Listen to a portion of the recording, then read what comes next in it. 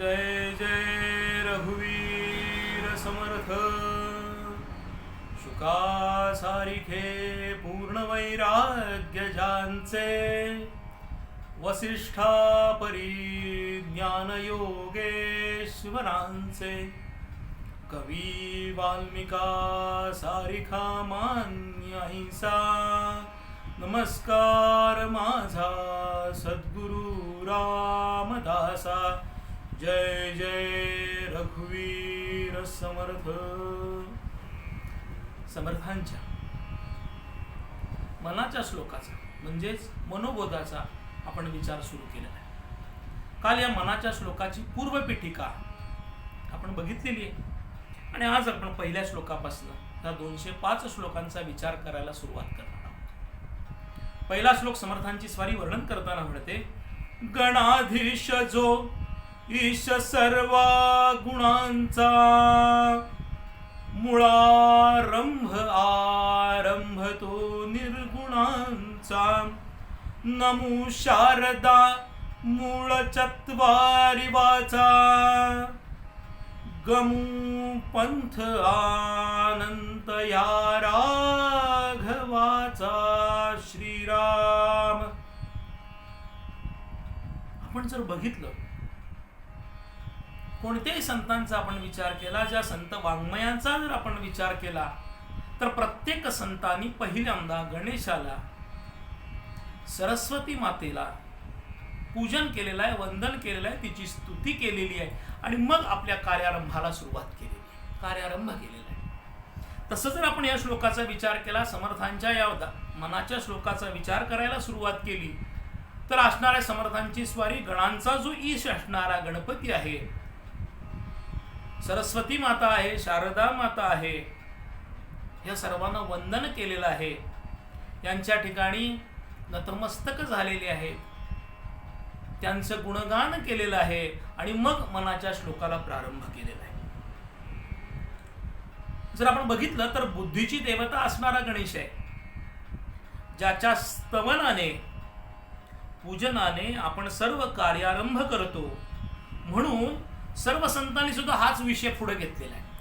ज्ञानेश्वर माऊली ज्ञानेश्वरी लिहित असताना सुद्धा पहिल्या 2-4 श्लोकामध्ये म्हणते, देवा तुची गणेशू सकलार्थ मती प्रकाशू, म्हणे निवृत्तीदासू अवधारी जो जी। ज्ञानेश्वरीमध्ये समर्थांची स्वारी म्हणते। समर्थांचा जर विचार केला तर आपण जी गणपतीची आरती करतो, सुखहर्ता दुःखहर्ता वार्ता विघ्नाची, निरवी पुरवी प्रेम कृपा दयाची, सर्वांगी सुंदर उटी शेंदुराची, कंठी झळके मान मुक्ता फळाची, जय देव जय देव। ही आरती सुद्धा समर्थांनी केलेली आहे की ज्यामध्ये पूर्णत्वानं गणेशाचं वंदन केलेलं आहे, गणेशाचं वर्णन केलेलं आहे। अशा या गणपतीची सुरुवात समर्थांनी ह्या श्लोकाच्या माध्यमातून केली। जर आपण विचार केला तर गणपतीचीच का उपासना पहिल्यांदा केलेली आहे किंवा गणपतीचं चिंतन का केलेलं आहे, गणपतीला का हा मान दिलेला आहे, तर ह्यासाठी गणेश पुराणामध्ये एक गोष्ट आहे की ज्यामध्ये ह्या गणपतीच्या असलेल्या पूजनाचं वैशिष्ट्य सांगितलेलं आहे। एकदा सगळे देव बसलेले इंद्राच्या दरबारामध्ये, ब्रह्मदेवाची स्वारी आलेली, उच्चैश्रवा सिंहासनावरती ब्रह्मदेवाची स्वारी विराजमान झाली। सगळे देव आपापल्या मानाप्रमाणे बसलेले। आज्ञा झाली की दरबार सुरू करा। सगळे देव उठून उभा राहिले, म्हणले महाराज आम्हाला अग्रपूजेचा मान पाहिजे। प्रत्येक जण मांडायला सुरुवात झाली, प्रत्येक जण आपापलं म्हणणं मांडतोय, आपापलं प्रत्येक जण आपलं सांगतोय की मी कशा दृष्टीनं श्रेष्ठ आहे, कशासाठी मला अग्रपूजेचा मान हवा आहे। प्रत्येक जण आपलं म्हणणं मांडतोय। ब्रह्मदेवाने विचार केला, असं जर आपण भांडत बसलो तरी आपण निघणार कसा मार्ग।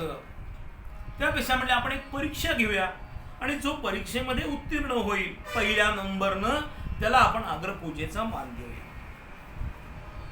सगळ्यांना हा प्रस्ताव प्रपटलेला। म्हणजे सांगा महाराज काय परीक्षा आहे। त्यामुळे एक काम करायचं, प्रत्येकानं आपापलं वाहन घ्यायचं आणि या पृथ्वीला प्रदक्षिणा करून यायची। जो पृथ्वीला पहिल्यांदा प्रदक्षिणा करून येईल त्याला आपण अग्रपूजेचा मान द्यायचा. सगळ्यांना अत्यानंद झालेला, दरबार बरखास्त झाला. प्रत्येक जण आपापल्या वाहनावरती बसून ह्या असलेल्या पृथ्वी प्रदक्षिणेला निघाले. कारण त्याला सांगितलं आत्ताच वेळ तुमची सुरू झाली. आत्ता प्रत्येक जण आपापल्या असलेल्या वाहनावरनं निघालेले. आमचे तंदुल तनू असणारे गणेशाची स्वारी विचार केलेला, त्यांनी विचार केला आपल्यालाही पाहिजे, म्हणून त्यांनी आपलं भलं मोठं मूषकाचं वाहन घेतलेलं, त्यावरती हे लंबोदर स्वतः बसलेले आणि हे निघाले बाहेर.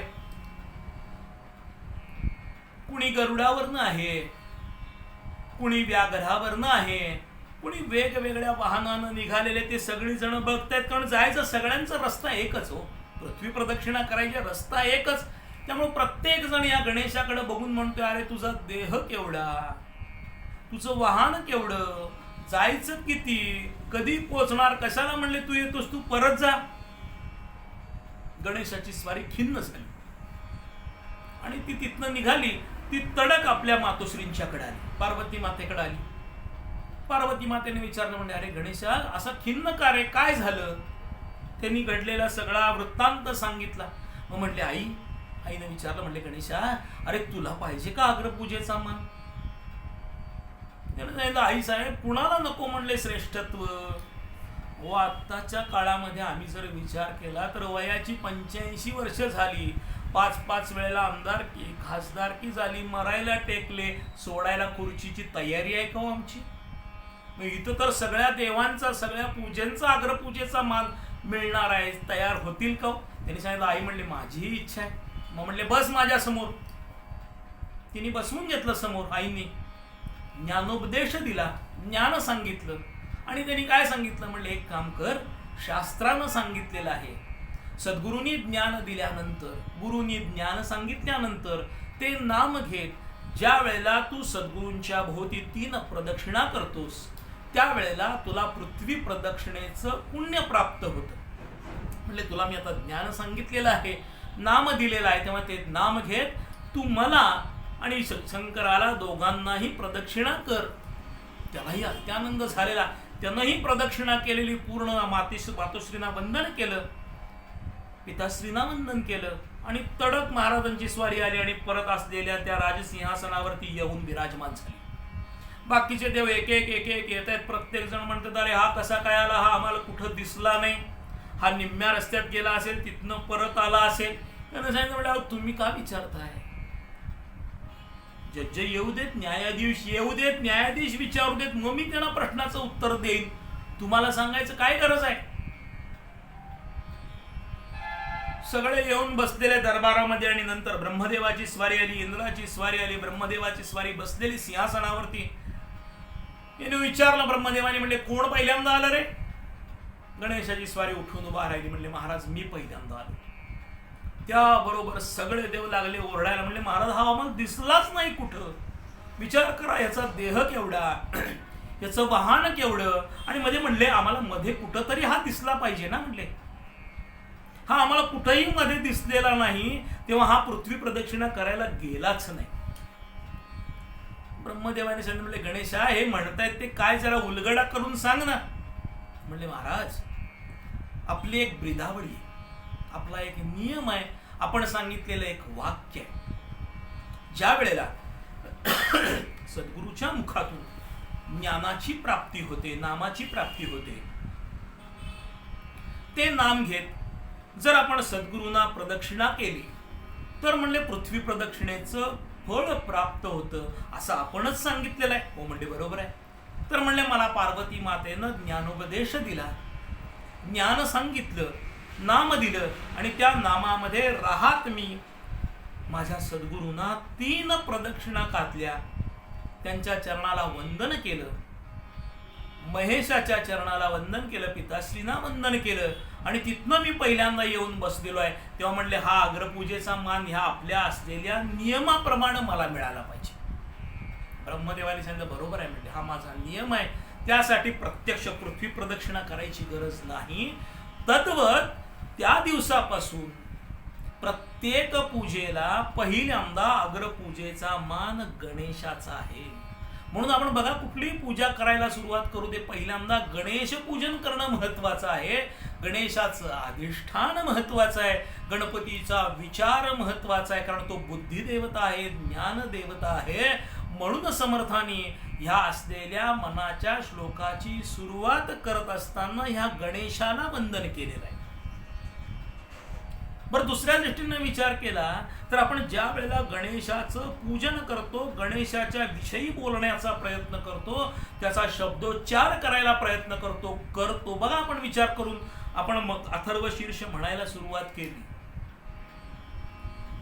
अथर्वशीर्ष म्हणायला सुरुवात केली आम्ही.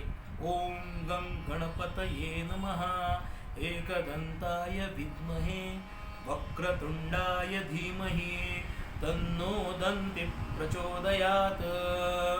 आम्ही म्हणायला सुरुवात केली. आमच्या देहामध्ये वैज्ञानिक दृष्टीने म्हटलं तर पॉझिटिव्ह एनर्जीची पात्रता, पॉझिटिव्ह एनर्जीची साठा आपोआप वाढायला लागतो. म्हणजे आमच्या देहामधली एनर्जी ही आपोआप उच्चतम स्थितीला जाते, की ज्यामध्ये पॉझिटिव्हिटी वाढलेली आहे, आमचे विचार बदललेले असतात आणि आमचं आपोआप मन एखाद्या गोष्टीच्या ठिकाणी केंद्रित होतं. आमचं लक्ष आपोआप लागतं. म्हणून बघा, विचार करून आम्ही ज्यावेळेला ओंकाराचा उच्चार करतो त्यावेळेला संपूर्ण देहामधून आमच्या प्रत्येक रोमरंध्रामध्ये काही ना काहीतरी वीज चमकते, काही ना काहीतरी हालचाल होते आणि आमच्या या देहामधली असलेली पातळी वाढत जाऊन आमच्या या देहामध्ये भगवंताच्या नामाचा विचार आपोआप सुरुवात होतो, की ज्यामुळं भगवंताला यावंसं वाटतं. ही पॉझिटिव्ह एनर्जी तयार करण्याचं काम आमच्या ह्या गणेशाच्या मार्फत, गणेशाच्या देवतेच्या मार्फत होत असते. म्हणून ते जागृत करण्यासाठी समर्थांनी पहिल्यांदा या गणेशाचं वंदन केलेलं आहे.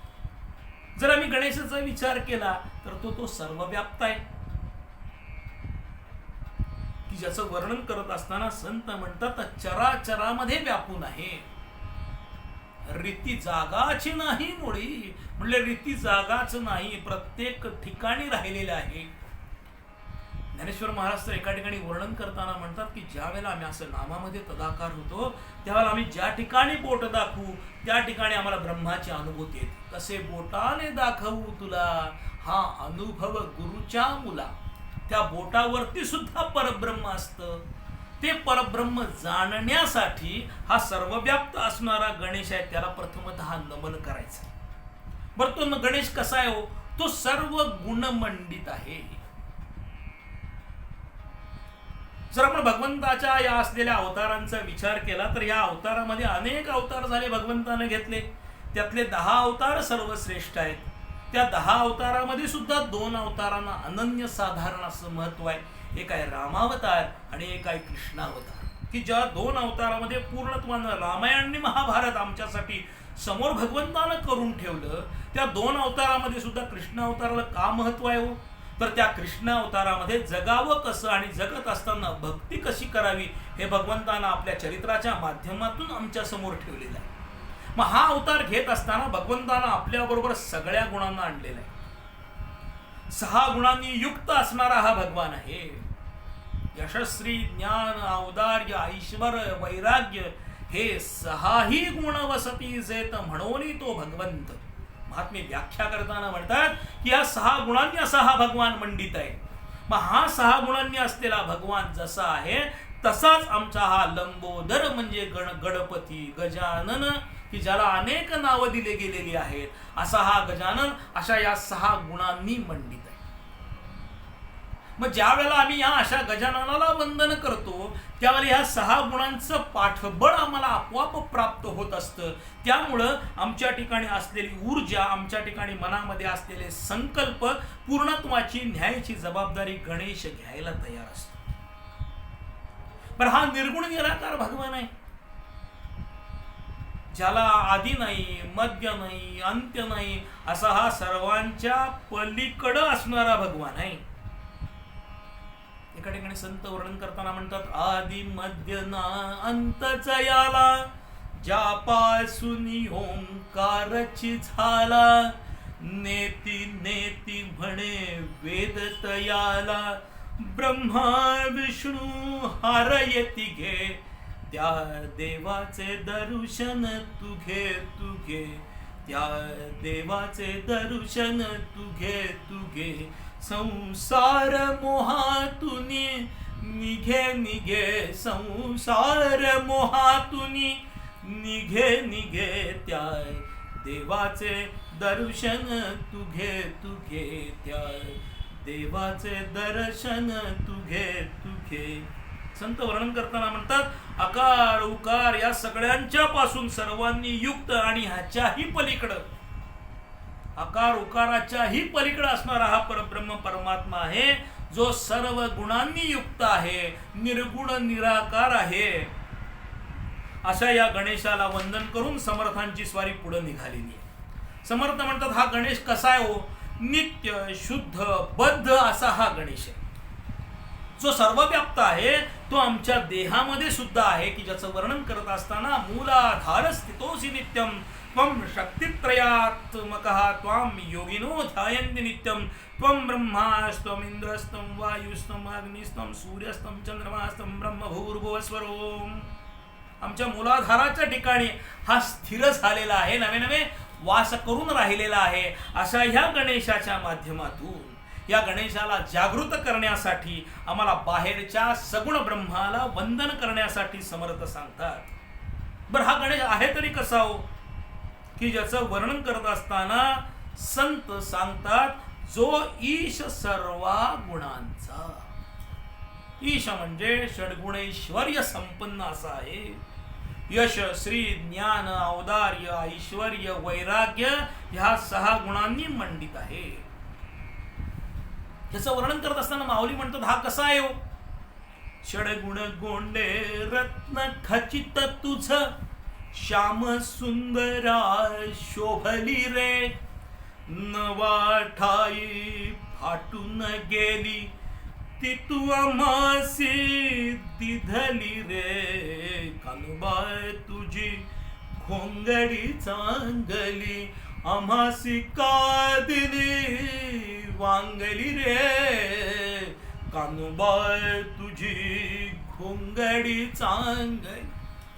म्हणजे आमची भगवंता आमची गोंगडी 9 ठिकाणी फाटकी आहे, पण तुझा जो देह आहे तो सर्वांनी मंडित आहे. मग असा हा भगवान रामायणाच्या युद्धकांडामध्ये वर्णन करताना म्हणतात गणाधीश तो ईश सर्वा गुणेसी. सर्व गुणांनी असा मंडित आहे, जो गणांचा समुदाय आहे, ज्ञानदायक आहे, सत्व गुणी आहे, आनंद स्वरूप आहे. अशा ह्या गणेशाचा जो निर्गुणाचा आरंभ आहे, की ज्यामध्ये रज आहे तम आहे सत्व आहे, हे सगळे गुण असून सुद्धा तो सत्व गणांनी परिपक्व झालेला आहे, की ज्यामध्ये सत्वगुण ठासून भरलेला आहे. की ज्याचं वर्णन करत असताना माऊली म्हणते साधू बोध झाला नुरोनिया ठेला ठाईच मुराला अनुभव. त्यामध्ये नाम ठासून भरलेला आहे, तसं ह्या भगवंताच्या ठिकाणी सत्व गुण भरलेला आहे.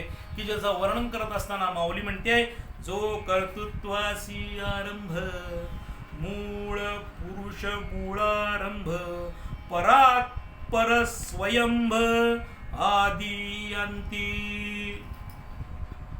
की कर्तृत्वाचा हा आरंभ आहे, मूळ पुरुषाचा मूळारंभ आहे, असा हा परात्पर स्वयंभू असणारा निर्गुण निराकार भगवान आहे. मग हा कशानं प्राप्त होतो? तर माऊली आम्हाला लगेच ज्ञान सांगते सगुणाचे निआधारे निर्गुण पाणीचे निर्धारे. म्हणजे सगुण भगवंताची उपासना आम्ही ज्या वेळेला करू त्यावेळेला निर्गुण निराकार असणारा परब्रह्म परमात्मा आम्हाला प्राप्त होणार आहे. मग ही सगुणाची उपासना कशाच्या माध्यमातून करायची? तर भगवान लगेच उत्तर देतो सततं कीर्तयन्तो मां यतन्तस्य दृढव्रतः नमस्यन्तस्य मां भक्त्या नित्ययुक्ता उपासते. सदैव सदा सर्वकाळ माझं चिंतन कर. म्हणून माऊलींनी सांगितलेलं हरिमुखे म्हणा हरिमुखे म्हणा पुण्याची गणना कोण करी. आम्ही एवढे हुशार आहोत एवढं माऊलींनी सांगितलं, आमच्या पाठीवरती हात ठेवून सांगितलं, आम्हाला गोंजारून सांगितलं, समोर बसवून सांगितलं, तरी आम्ही म्हणणार संसार सोडायला पाहिजे. माऊली म्हणतात, आसोनी संसारी जुहे वेगू करी, वेदशास्त्र उभारी बाह्या सदा, वेदशास्त्र उभारी बाह्या सदा, वेदशास्त्र उभारी बाह्या सदा. ज्ञानदेव म्हणे व्यासांची खुणा, द्वारकेचा राणा पांडवा घरी, द्वारकेचा राणा पांडवा घरी, द्वारकेचा राणा पांडवा घरी. माऊलींनी आम्हाला सगळ्या गोष्टीचा उलगडा केलेला आहे. माऊली म्हणते संसारामध्ये राहू, पण संसार कोणता हे कळलं पाहिजे. संसार म्हणजे सवेची स्वार, जन्म मरणाशी नाही उदार. अहो संसार आमचा बाहेरचा संसार किडामुंगी पण करते, पण खरा संसार कोणता? पुनरपि जननम पुनरपि मरणम जननी जठरे. शंकराचार्यांनी जे सांगितलेलं आहे की हा जो रहाट गाडगा आहे त्यातनं मुक्त होणं हा आमचा खरा संसार आहे. तो संसार या संत महात्म्यांच्या माध्यमातून जाणायचा आहे. त्यापर्यंत पोहोचण्यासाठी भगवंताची सगुण उपासना महत्वाची आहे. म्हणून त्यासाठी आम्हाला नित्य नैमित्तिक कर्मशास्त्रानं जी सांगितलेली आहेत ती करणं आमचा आद्य कर्तव्य आहे. म्हणून आम्हाला शास्त्र काय सांगतो? नित्य नेमनामी ते प्राणी दुर्लभ, लक्ष्मी वल्लभ तया जवळी देख भक्तिभावे उभा, स्वानंदाचा गाभा तया दिसे. महात्मे वर्णन करताना म्हणतात की नित्य नियम परमार्थामध्ये महत्वाचे आणि तेवढाच आम्हाला जमत नाही. ज्या वेळेला या नित्य नियमामध्ये आम्ही राहण्याचा प्रयत्न करू, संतांच्याकडे जाण्याचा प्रयत्न करू, संतांच्या मार्फत आम्ही पोहोचण्याचा प्रयत्न करू, त्यावेळेला भगवान लांब आहे का? म्हणून माऊली म्हणते जाणतेनी गुरु भजिजे, तेणे कृतकार्य होईजे. त्यासाठी तर आमच्या समोर संत बसलेले, बसवूनी सन्मुख सांगून गोष्टी, हात धरुनी मंदिरात चिन्हेले, साजणी गुरुने कवतुक केले. म्हणजे आम्हाला हाताला धरून घेऊन जायला तयार आहे. पण कधी शक्य आहे? ज्या वेळेला नित्य नियमानं आम्ही बसण्याचा प्रयत्न करू, विचार करण्याचा प्रयत्न करू, चिंतन करण्याचा प्रयत्न करू, त्यावेळेला हे घडणार आहे. म्हणून संत म्हणतात की आम्हाला ही भक्ती महत्वाची आहे. भजन आम्हाला करायला सांगितलेलं आहे, चिंतन करायला सांगितलेलं आहे, पण ते कसं करायचं आहे? अहो करावे कीर्तन, मुखे गावे हरीचे नाम. म्हणजे मुखानं फक्त भगवंताचं चिंतन पाहिजे. त्यासाठी आम्हाला कोणत्याही कशाची अपेक्षा नव्हे, आवश्यकताही नाही. असं ज्या वेळेला चिंतन आमच्या हातातून घडायला सुरुवात होईल, ते घडायचं असेल तर ह्या गणेशाला प्रथम वंदन केलं पाहिजे, त्या गणेशाकडे गेलं पाहिजे, त्याच्या समोर गेलं पाहिजे. आणि त्या ठिकाणी ज्या वेळेला आम्ही जाऊन राहण्याचा प्रयत्न करू, त्यावेळेला आम्हाला समर्थांची स्वारी पुढे जायला सांगते. आणि काय सांगते की शारदा मातेला म्हणजे बुद्धीची दैवता असणारी सरस्वती माता, तिचं गुणगान करायला समर्थ सांगतात. शब्दमूळ भाग देवता महामाया, चारी वाणींची ही देवता महामाया आहे. अहम स्फूर्ती जी शारदा देवी आहे तिला आम्ही नमस्कार करतो, वंदन करतो, असं समर्थांची स्वारी म्हणते. बरं, या चार वाणी आहेत तरी कोणत्या? परा, पश्यंती, मध्यमा आणि वैखरी ह्या चार वाणीच्या माध्यमातून आम्हाला या शारदा मातेपर्यंत पोहोचायचं. ह्या चारही वाचा या तिची देणगी आमच्यासाठी. त्याचा स्वीकार करत त्या वाङ्मय सेवेचा प्रारंभ करत असताना समर्थ म्हणतात की तिच्याच आशीर्वादानं आम्हाला कर्म मार्ग, उपासना मार्ग, ज्ञान मार्ग ह्या सगळ्यांचं पालन करत आम्हाला पुढे जायचं. कारण काल आपण बघितलं की आम्हाला हे जे मनाचे श्लोक सांगितलेले आहेत ते कर्म मार्ग, उपासना मार्ग आणि ज्ञान मार्ग ह्या तीन भागामध्ये विभागलेले आहेत. त्या तिन्ही भागाचा विचार आम्हाला ह्या 4 वाणीच्या माध्यमातून करत पुढे जायचा आहे. आणि ज्या वेळेला या 4 वाणीचा आम्ही विचार करत पुढे जातो त्यावेळेला आपोआप आमच्या या असलेल्या वाणीमध्ये बदल व्हायला सुरुवात होते, आमच्या या देहामध्ये बदल व्हायला सुरुवात होते. आणि म्हणून समर्थांची स्वारी या मनाला बोध करत असताना या शारदा मातेला वंदन करत म्हणतात, गजवदना तू सुख सदना रे, वेगी मला पाव, मन मूषकावरी बैसोनी शीघ्र तुवा यावे. 8-9 कडव्याचं पद्य आहे. चित्त दुर्वांकुर आवडे म्हणून अर्पितसे तुझला, स्वानंदाचा मोदक देऊनी उद्धरी दासाला. समर्थांची स्वारी वर्णन करताना म्हणते की हे चित्तरूपी दुर्वांकुर तुझ्या समोर तुला आवडतं म्हणून तुला अर्पण करतो. स्वानंदाचा स्वतःच्या आनंदाचा मोदक तुझ्या समोर ठेवतो, पण तू मला पाव, माझा उद्धार कर. ही जाणीव या आद्य गणेशाच्या व मूळ असलेल्या शारदा मातेच्या ठिकाणी वर्णन करून नमन करून ब्रह्मरूपकार असणारा हा जो राघव आहे की ज्याचा शाश्वत ज्ञान देण्याचा पंथ आहे, तो पंथ समर्थांनी आम्हाला कळावा ह्यासाठी या श्लोकात प्रार्थना करत सुरुवात केलेली. समर्थ म्हणतात की हा देव कसा आहे, कारण हा देव मन बुद्धीच्याही पलीकडे गेलेला आहे. तो प्राप्त करण्यासाठी मूळ जो आहे तो आरंभ करायचा आहे, की जे समर्थांची स्वारी म्हणते, रामदास म्हणे शून्याकार, रूप नाही त्यासी आकार, परब्रह्म ते निर्विकार, अंतर बाहेर ते अवघे, या देवाचे दर्शन तुघे तुझे. या मनातील शब्दाच्याही पलीकडं बोध म्हणजे पंथ जो आहे, जो मार्ग आहे, तो मार्ग सांगणारा जो पंथ आहे तो पंथ या राघवाचा आहे. ह्या 4 वाचेच्या माध्यमातून ह्या सर्वांचा जो अधिकारी परब्रह्म परमात्मा आहे, त्या परब्रह्म परमात्म्याकडून ज्ञान गम्यता प्राप्त करायची आहे, ज्ञान प्राप्त करायचं की जो जगाचा चालक आहे, परमात्मा आहे, त्याचा धर्म जाणून घ्यायचा आहे. त्याचं वर्णन करताना संत म्हणतात, धर्म जागो सदैवाचा, जो का पर उपकारी, आंधळ्या दृष्टी देतो त्याचे नावनी उच्चारी, धर्म जागो सदैवाचा. अशा शाश्वत शब्दामध्ये शाश्वत पंथासाठी अनंत स्वरूपाचा शाश्वत जो मार्ग आहे तो मिळवण्यासाठी या सद्गुरूंच्या चरणाच्या ठिकाणी स्थिर होऊन प्रार्थना करूया. आणि ती प्रार्थना करत असताना पहिल्यांदा ह्या गणेशाला वंदन करूया आणि मग आपण पुढच्या श्लोकाकडे वळूया.